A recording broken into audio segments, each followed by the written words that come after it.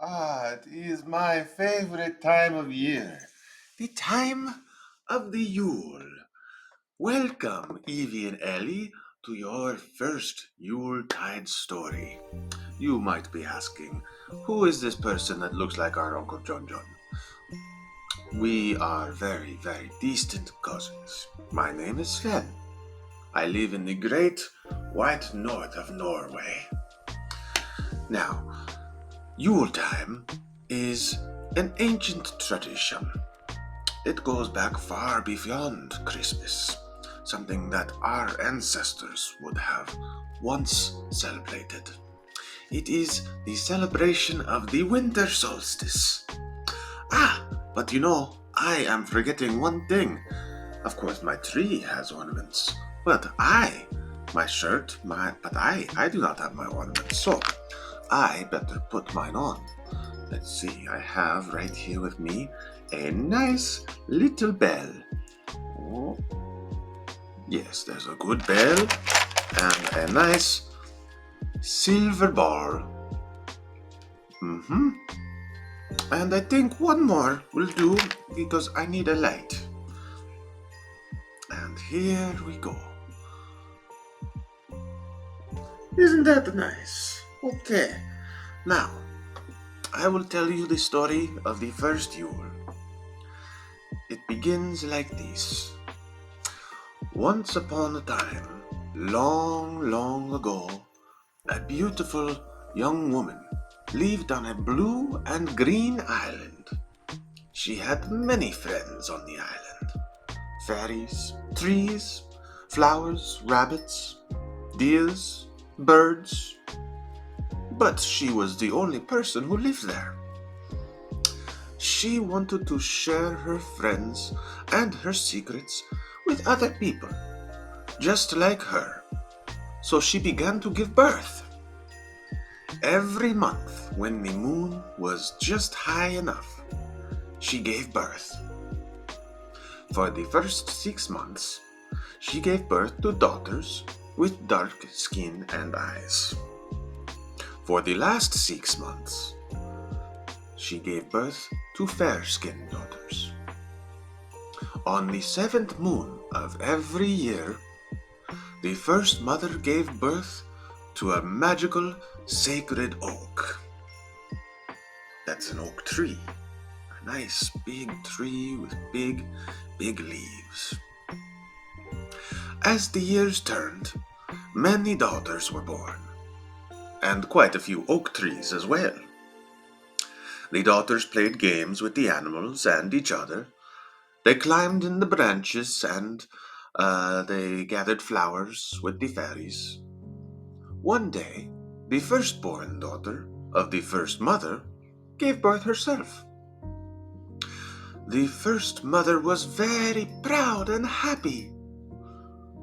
The first mother, she asked her favorite friend, Oak Tree, who was very wise, and he gave her a silver crown to wear and told her that she was now a grandmother. Soon many of the daughters gave birth, and the island became an even happier place, full of babies and big girls and mummies who all played together with the animals and the trees and the fairies. One winter night, when the moon was hiding, one of the daughters gave birth to a baby that was different from anything they had ever seen before. It was not a daughter. It was not even an oak tree. It was a baby boy. It was a very dark, cold night, the longest winter's night of the year. So all the daughters and all the animals were snuggled up together to keep cozy and warm. After their excitement of seeing the baby boy, the daughters and the animals realized that he was not feeling well. He was not as strong or as warm as the babies and the trees that were usually born on the island. They all began to worry about the new baby and tried to help keep him warm. The animals with the furriest coats pushed up close to the mother and the baby.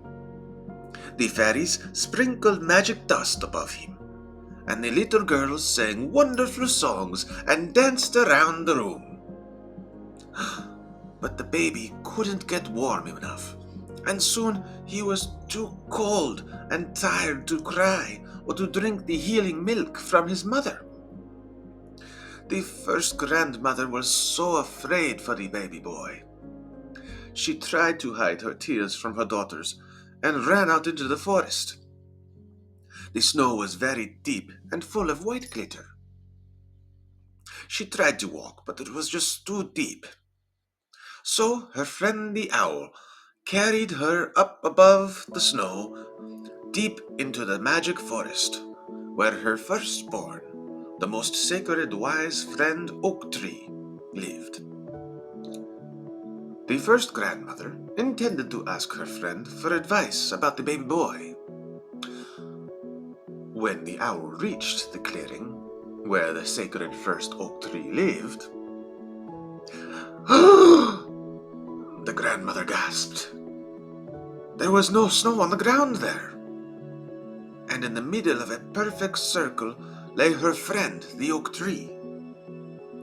The tree had fallen to the ground and broken into a pile of logs and branches. She rushed to kneel beside the broken tree.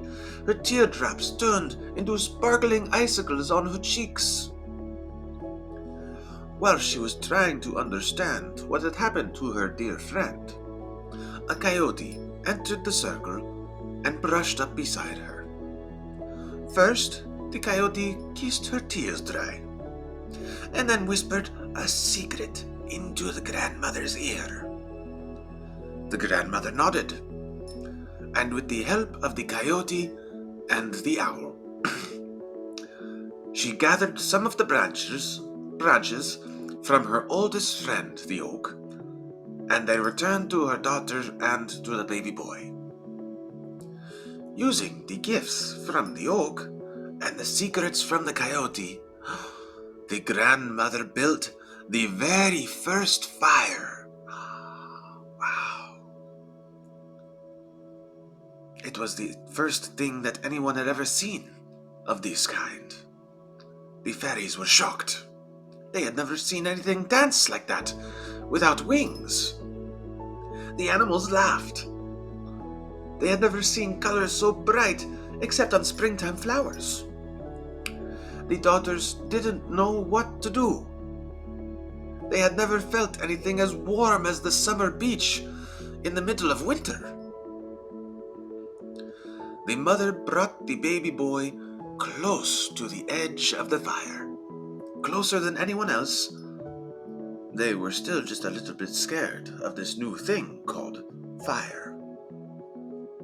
The baby boy opened his eyes just a little bit and began to wiggle his fingers. Then he smiled and he moved his toes too. When he was warm enough, he snuggled with his mother and drank her milk, and soon everyone was certain the baby boy would be okay. They were all so happy.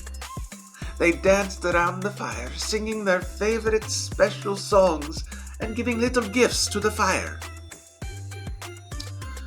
The baby boy grew up strong and happy because of the gift of the first oak tree. He had many sons of his own, and taught them all to plant acorns on the 7th dark moon of the year, so there would always be many, many oak trees on the island. Every winter, on the longest, coldest, dark night of the year, all the people who lived on the green and blue island built a very special fire. That was one of the birds. They brought in a special tree and honored it with shiny ornaments and glittery fairy dust. They picked one very special branch or log and sang their favorite songs while they decorated it. Then they would give this beautiful log to the fire as a present, the Yule log. and all the children would hear the first story of the first oak tree. On the longest night of the year, whenever you light a candle or build a fire, remember the story of the first grandmother and the coyote who told her the secret of the fire. No matter how cold and dark it seems, the sun will always be reborn and bring us warmth and light again. And so is the story of the very first Yule. And so, to you, Evie and Ellie, I wish you Yuletide greetings, Merry Christmas, and to all a Happy New Year. Ho, ho, ho!